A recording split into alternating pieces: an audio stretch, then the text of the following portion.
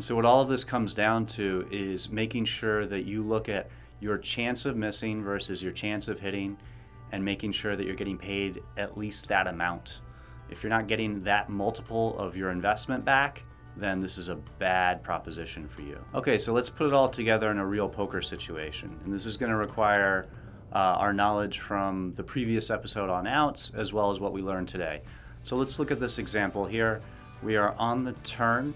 We have 9-8 of clubs again. That board is 3-4 queen king with 2 clubs. We are 3-handed this time. And you can see here that the small blind moves all in for $670. And under the gun +1 folds. Action is on us. We have a flush draw and we're facing an all in. Do we call or do we fold? Well, the first thing that we can notice is that we can use that shortcut we talked about.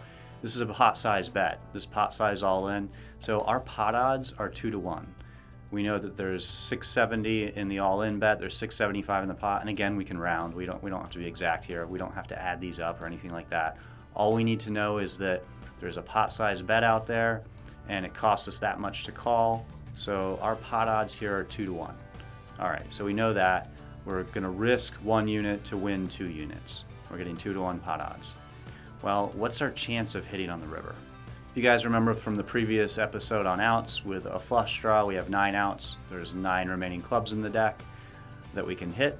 Not counting hitting a 9 or an 8 as an out, because we can't anticipate that being the best hand at showdown.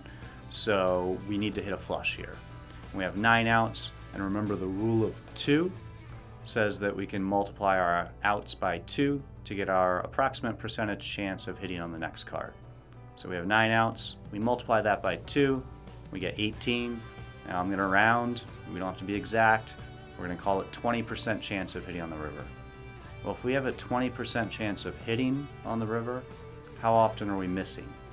We're gonna miss 80% of the time.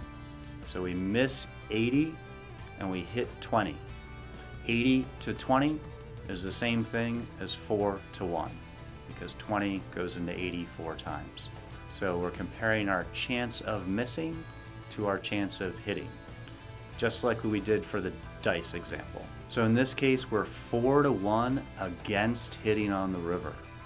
That means we need to make at least 4 times our investment in order to call profitably.